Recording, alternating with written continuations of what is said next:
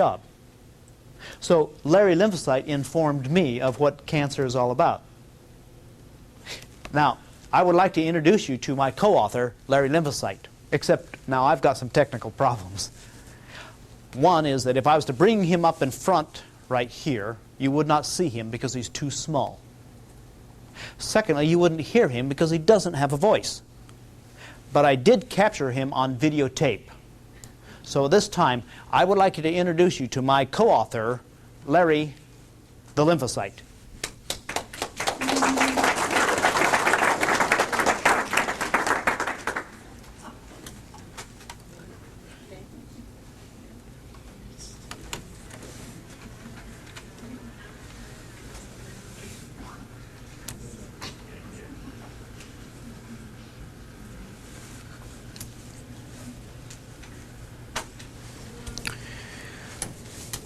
Okay, we have here a cell that's doing what all cells know how to do, something we still don't know how to do, and that's to multiply by dividing.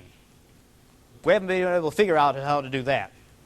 We either have to multiply or we have to divide. This cell has just been fertilized, and it is going to go through what is known as the dance of life. Or it will divide the first time, and right after that it will divide again. Each time it will duplicate itself. In order for it to duplicate itself, it's got to duplicate the blueprint of the entire body. This is a process that takes 11 months from the time of conception until you have the full count of 75 trillion cells.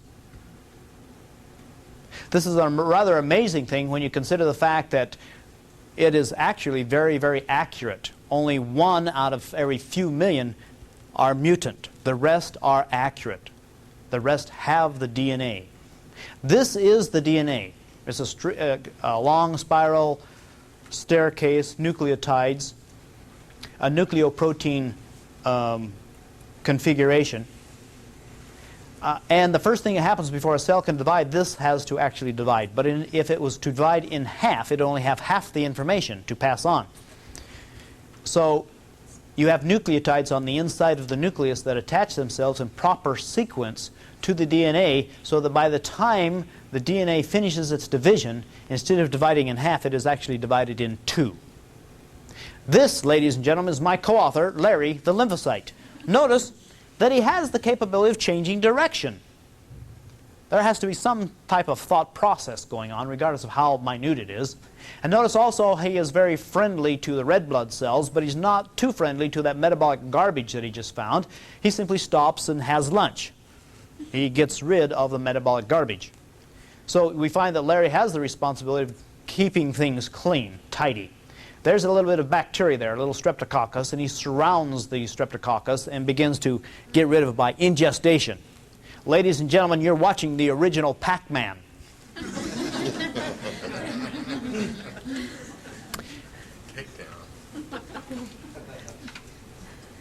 This dark area is a cell that's going to die. You see, another responsibility that Larry has is to get rid of the dead cells so it doesn't build up garbage on the inside. It's surrounded by white blood cells, but the white blood cells don't pay any attention to it until it dies. Now watch what happens to the white blood cells. See, nobody has to tell them their job. They simply get in and start doing what they're supposed to do, and that is to get rid of the dead cells. This is a process or a function of the white blood cells that has to happen, that if in fact it didn't happen, that you would be completely choked up within just a couple of months, and you would not be able to continue to live. Do they not create waste? I mean, What's that? how do they expel what They expel it. They expel the waste, but it becomes the amino acids and the basic concepts of the body, and some of it is used again by the body. This cell is going to divide, but instead of dividing in 2, it divides in 4. This is actually a cancer cell. 2 of the cells fail to separate. Therefore, you're going to have 1 cell with 2 nuclei. By the time we put our cameras in on these guys, we found the 2 lymphocytes had already found their way into the cancer cell, and you have another cell on the outside surface trying to break through the surface to get into the other 2 lymphocytes. We could learn a lot from this little guy. He tries once, backs up, tries again, backs up, tries again. He doesn't give up. We counted about 6 or 7 times that it actually charged the cell membrane trying to break through.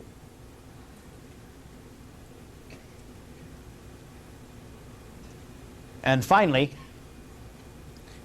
there's the breakthrough. Now you have 3 lymphocytes inside one cancer cell, and the cancer cell is going to be destroyed. This is cancer tissue. The fast-moving cells on the inside are lymphocytes. And they're moving around and scurrying around and killing or poisoning the cancer tissue, and the cancer tissue dies. That was so much fun. Let's watch that one again. Cancer tissue.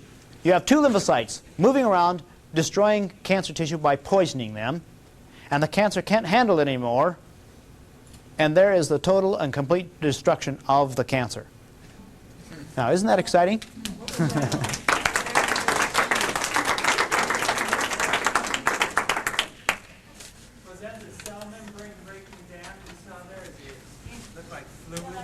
Yeah, that was the entire cancer tissue of thousands of cells, and you had 2 cells on the inside. The 2 cells on the inside are cytotoxic T cells, or they're known as killer cells. They have the capability of going out and destroying the cancer cells, and they have a little potion. The little potion is actually injected into the cancer cells, and the cancer cells can't handle that little potion. That little potion is manufactured inside the lymphocytes themselves. That potion is known as hydrogen peroxide. Isn't that interesting? So you see, we no longer have to question whether or not the immune system has the capability of destroying cancer. It can be vastly outnumbered, and it can actually destroy the cancer. So no longer do we have to even really be concerned about what we call cancer, what it's named, or where it is, or what it is doing inside the body. If the immune system is down, it's entirely possible that the cancer, or that the body could develop several different types of cancer, because whatever condition allows one cancer to occur will also allow other cancers to occur in the very same body. But this is a medical fact, that cancer cannot exist in the body that has an efficient immune system. So rather than trying to attack the cancer, let's figure out how to strengthen the immune system. Now, does that sound reasonable, logical? Dr. Atkins has very poignant things to say about this particular subject. And I'd like to read that to you, but I'd like to set it up first. What I would like to do is give you a brief history of the cancer industry. Now, I'm not going to go back all the way through the cancer industry. Let's start in 1971. That was the year President Nixon was President of the United States. And as President of the United States, President Nixon received a visit from 3 oncologists. The administrator of Sloan Kettering, the administrator of the Mayo Clinics, and the administrator of the National Cancer Institute. The 3 top oncologists in the nation at that time. They approached President Nixon and said, "President, if you'll give us the amount of money we use for putting a man on the moon, we promise you that we'll have the cancer answer by 1975. That's a good promise. President Nixon shrugged his shoulders and said, "Gentlemen, I cannot give you the money because I'm only the President of the United States. In order to get that kind of money, you have to go develop a bill. You've got to allow it to go through Congress, and they've got to act upon it." And at that, one of the oncologists said, "President, you can give us that money. You see, as President, you have an executive privilege. You have the authority to declare war on any foreign invader. We did that to Japan. And if Canada was to come across the border, you could do that today." With that, President Nixon signed a bill, or actually declared war, on cancer, and provided a $1.5 billion war chest.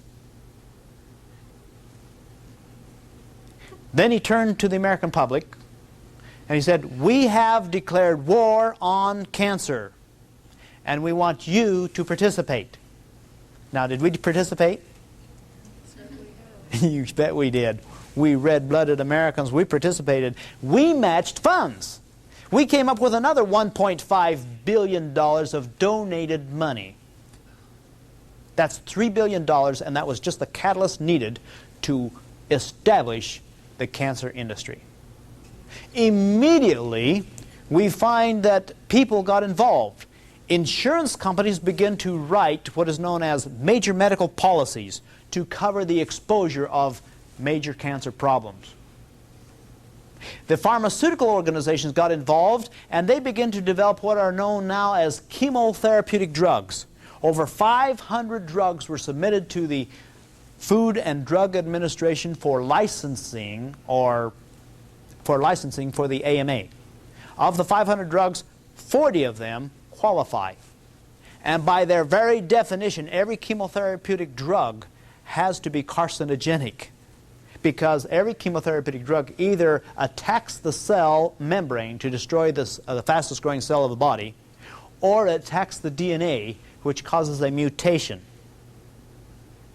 And that is basically what a chemotherapeutic drug is. So today we do have a cancer industry. Today the cancer industry is an $80 billion a year industry. There are more people employed by the cancer industry than those who are known to have cancer. In other words, there are more people living on cancer than dying of it. Now, do you begin to feel a little something right now?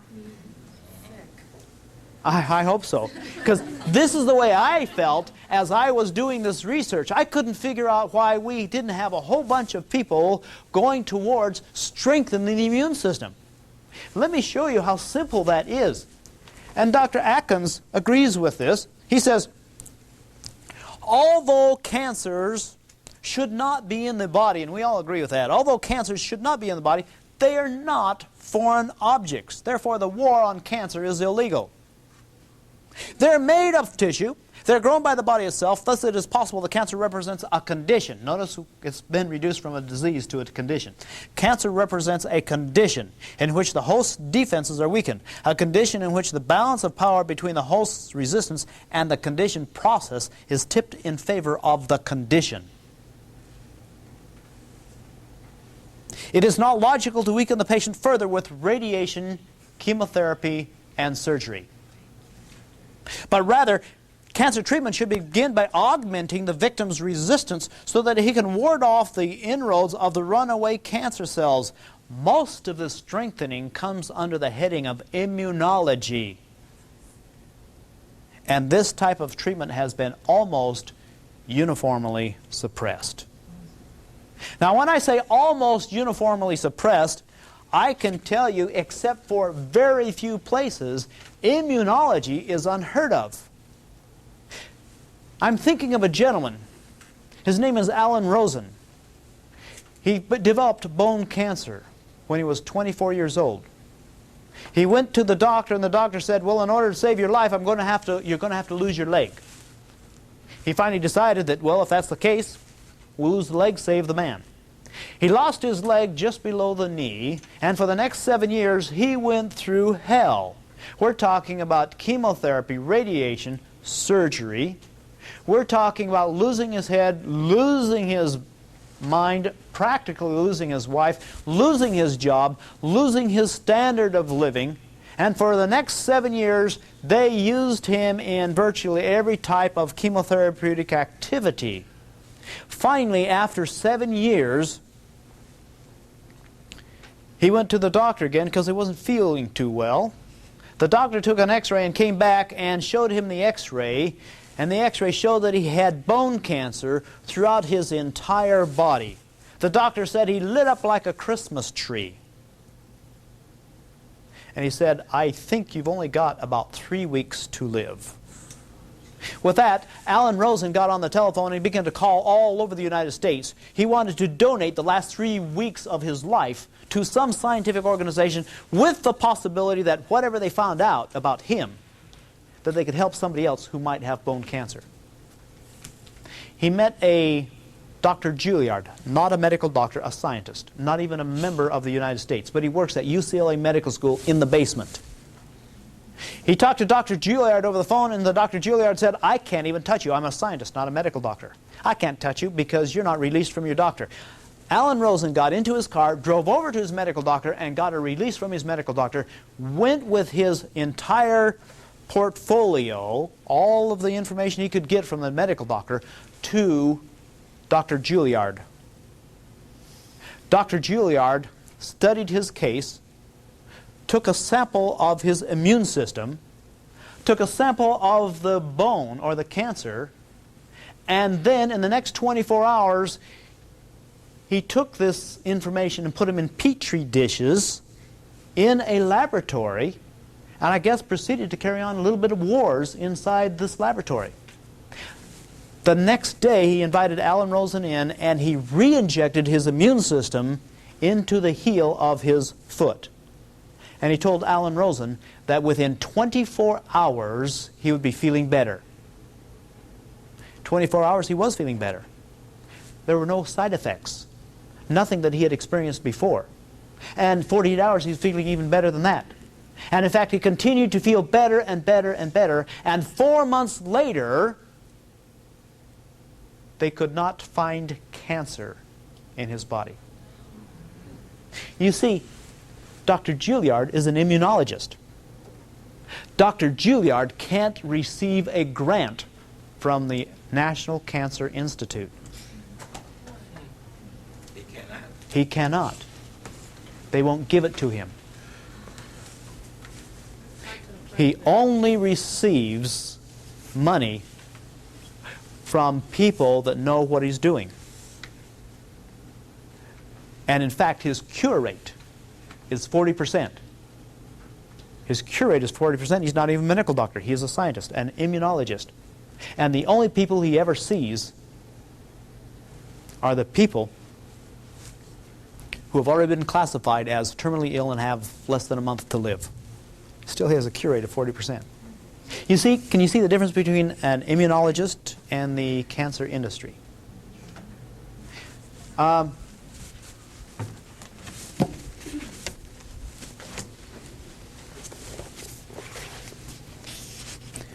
term war on cancer is more than just rhetoric. Cancers are treated as many physicians treat diseases.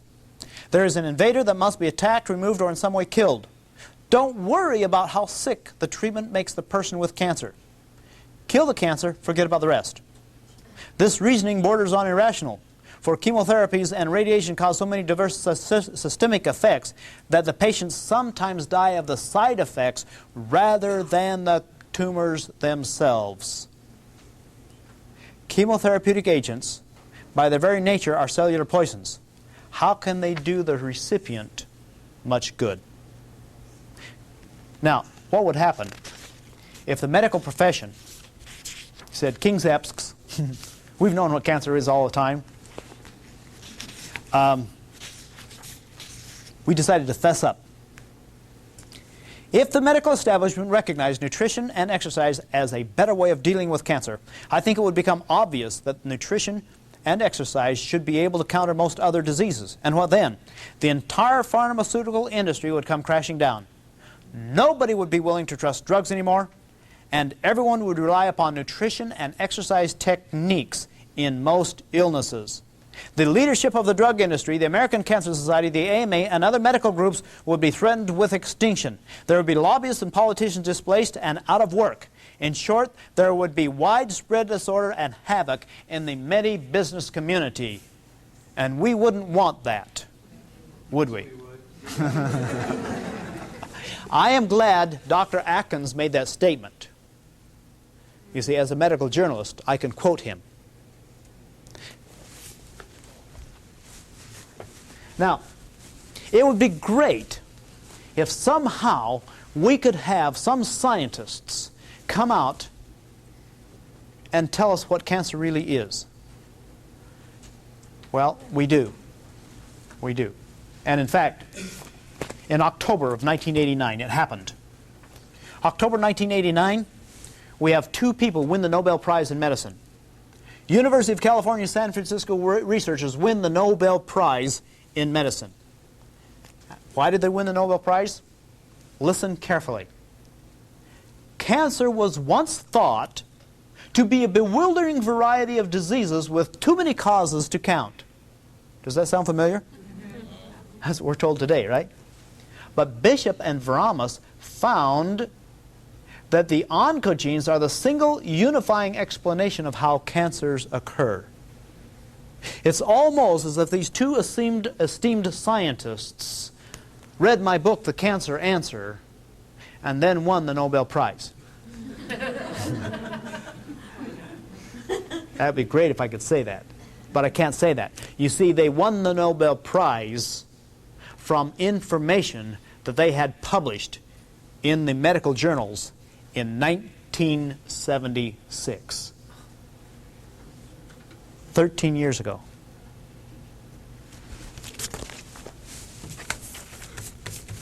My father told me never to tear anything down unless I had something better to build in its place. We've been talking about a cancer. The question we have to ask is, are we talking about the cancer on the inside or on the outside? And I think we've identified both. I would like to help you understand how we can simply solve this problem. And it's actually very simple. In order to solve the problem, we have what is known as the healthy cell concept. The first time the healthy cell concept was presented was in an airplane when I was flying over Chicago O'Hare Airport. I was in one of those airplanes that didn't know how to land. Have you ever been in one of those? We were just orbiting, and I didn't know if we were going to land today or the next day. The person sitting next to me was just as bored about the flight as I was. And come to find out that he was a medical doctor, and we began to talk back and forth. And this is a conversation. What do you do for a living? Oh, I'm a medical journalist. Oh? Well, what do you write about? I write about health.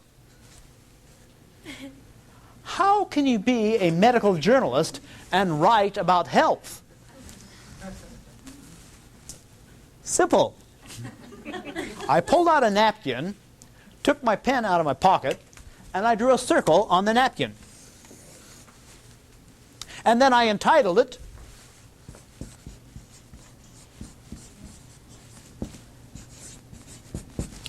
Healthy Cell. And then I turned to the doctor and I says, Doctor, you're made up of 75 trillion cells. He says, I know that. I said, if all of the cells of your body were healthy, what would you be? He said, out of work.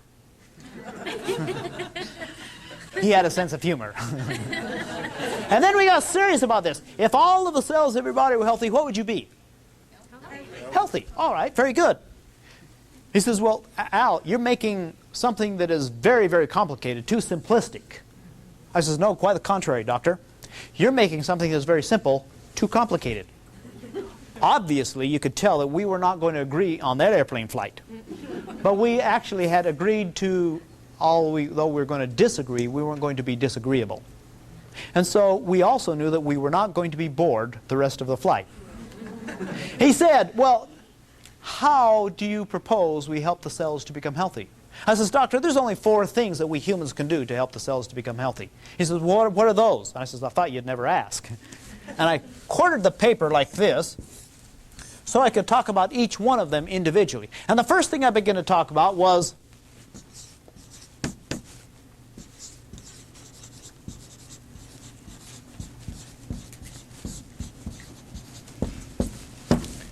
cell communication. He looked at that and laughed. He says, cell communication. You mean to tell me you're going to try to talk to the cells? And I smiled back at him and I says, Doctor, I've got one cell writing a book right now. He didn't know what I was talking about.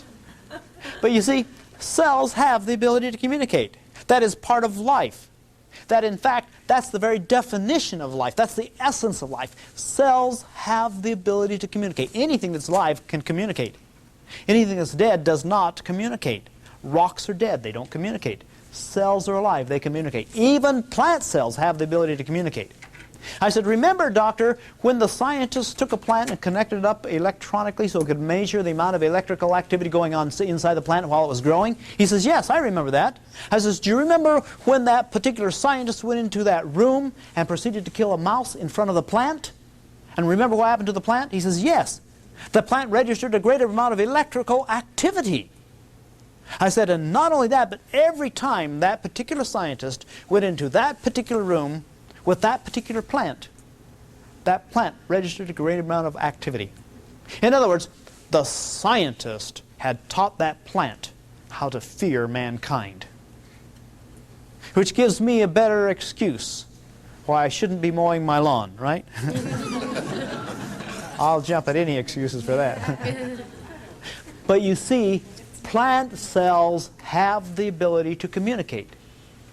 And they understand what's going on. Now, it's hard to understand, but it's easy for us to comprehend how we can actually pick up a telephone and talk to somebody in Australia, you see. That we understand.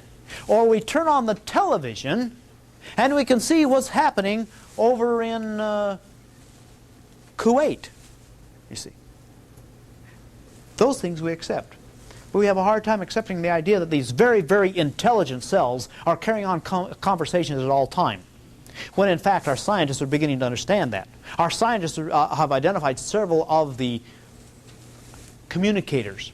Not only do the cells communicate through the neurological activities or the telephone lines of the body, the nerves, but they have the ability to communicate by chemicals. For example, what is interferon? We've heard about it, haven't we?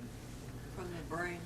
Interferon is a chemical given off by one part of the body to tell another part of the body what to do. What about insulin? That's an easy one to understand. And once again, it's given off by an organ to tell another part of the body what to do and how to do it. Do you know our scientists have picked up on several other cell communicators such as interleukin-2. Have you heard of interleukin-2? Interleukin-2 is a chemical. It's given off by a macrophage. And macrophage is a great big huge white blood cell, and it goes to the bone marrow to tell the bone marrow how many neutrophils to manufacture. Neutrophils are little tiny white blood cells. And it not only tells it where to go or how many to manufacture, but where the battle is and how to come prepared to fight the battle. Do you know our scientists have found interleukin-2, interleukin-3, interleukin-4, interleukin-5, right on up into interleukin-9. And all of these interleukins, or cell communicators, are what our cells are using, our white blood cells are using to communicate with other parts of the body. And in fact, the more we understand this, the more prepared we are to help them carry on their battle. Well, the rather amazing thing is that our scientists are beginning to recognize that the cells understand English.